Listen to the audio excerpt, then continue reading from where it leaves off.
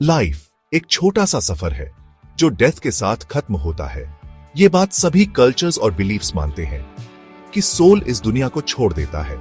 पुराने ग्रंथ जैसे गरुड़ पुराण हमें सोल के इस सफर के बारे में बहुत कुछ बताते हैं।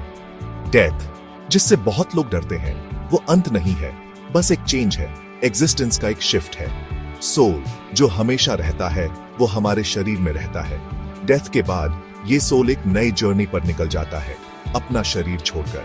ये अलग होना एक प्रोसेस है जिसमें सोल शरीर के कुछ खास गेट्स से बाहर निकलता है। गरुड़ पुराण में इसके बारे में बताया गया है कि हमारे कर्म सोल के पाथ को कैसे डिसाइड करते हैं। डेथ, जिसे अक्सर पेनफुल समझा जाता है, वो हमारे जिए हुए जीवन का रिजल्ट होता है। जिन लोगों ने अच्छा जीवन जिया है, अच्छे काम किए हैं और भगवान को याद किया है, उनके लिए ये ट्रांजिशन पीसफुल होता है। लेकिन जिन लोगों ने गलत काम किए हैं, उनके लिए ये मुश्किल हो सकता है। गरुड़ पुराण कहता है कि दुनिया की चीजों से अटैचमेंट छोड़कर स्पिरिचुअल चीजों पर ध्यान देना चाहिए जब डेथ पास हो। ये टाइम रिफ्लेक्शन और भगवान की भक्ति करने का होता है, जिससे आफ्टर लाइफ में आसानी से जाया जा सके। गरुड़ पुराण में बताया गया है कि सोल शरीर से कैसे निकलता है।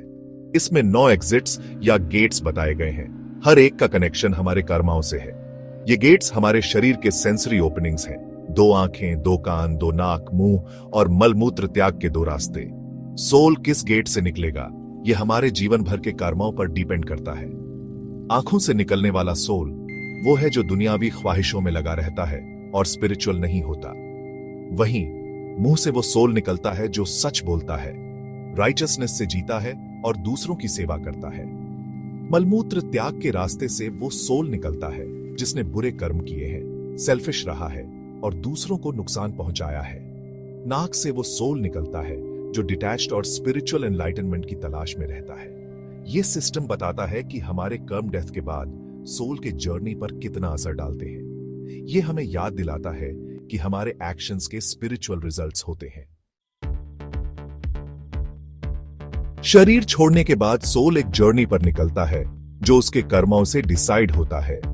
गरुड़ पुराण इस जर्नी के बारे में बताता है कि हमारे कर्म आफ्टर लाइफ को कैसे शेप करते हैं। अच्छे कर्म सोल के लिए मददगार होते हैं, जबकि बुरे कर्म प्रॉब्लम्स पैदा करते हैं। डेथ के बाद सोल पितृलोक जाता है, जो एंसेस्टर्स का लोक है। यहां सोल अपने पास्ट डीड्स के बारे में सोचता है और उनके रिजल्ट्स देखता है। यह टाइम बहुत इंपॉर्टेंट होता है जो सोल के फ्यूचर को डिसाइड करता है। अच्छे कर्म वाले लोग ऊंचे लोकास में जाते हैं जहां पीस और हैप्पीनेस है। बुरे कर्म वाले लोग नीचे के लोकास में जाते हैं जहां उन्हें अपने कर्मों की सजा मिलती है। ये कर्मा सिस्टम बताता है कि हमारे एक्शंस और फ्यूचर एग्जिस्टेंस कनेक्टेड है। ये हमें धार्मा, राइचसनेस और कंपैशन से जीने के लिए कहता है ताकि सोल का आफ्टर लाइफ अच्छा हो। गरुड़ पुराण की मेन टीचिंग सोल की इमॉर्टैलिटी है। डेथ अंत नहीं है, बस एक ट्रांसफॉर्मेशन है जिसमें शरीर छूट जाता है और सोल हमेशा के लिए जर्नी करता रहता है। ये साइकिल कर्मा से चलता है, बार बार बर्थ और डेथ होते हैं जब तक सोल को मोक्ष नहीं मिल जाता। मोक्ष रीइंकार्नेशन के साइकिल से लिबरेशन है और भगवान से मिलन है। ये स्पिरिचुअल प्रैक्टिस, सेल्फलेस सर्विस और अच्छे कर्मों से मिलता है। मोक्ष मिलने तक सोल जर्नी करता रहता है, नए शरीर धारण करता है और पास्ट डीड्स के रिजल्ट्स देखता है। ये साइकिल बताता है कि सोल हमेशा रहता है और हर लाइफ स्पिरिचुअल ग्रोथ के लिए इंपॉर्टेंट है। ये हमें लाइफ को एक अपॉर्चुनिटी मानने के लिए कहता है जिसमें हम ग्रोथ, लर्निंग और अच्छे कर्म कर सकते हैं जो हमें मोक्ष की ओर ले जाते हैं। गरुड़ पुराण डेथ और सोल के जर्नी के बारे में डीप नॉलेज देता है। ये बताता है कि हमारे एक्शंस, कर्मा और आफ्टर लाइफ एक्सपीरियंसेस कनेक्टेड हैं। राइचसनेस, कंपैशन और स्पिरिचुअल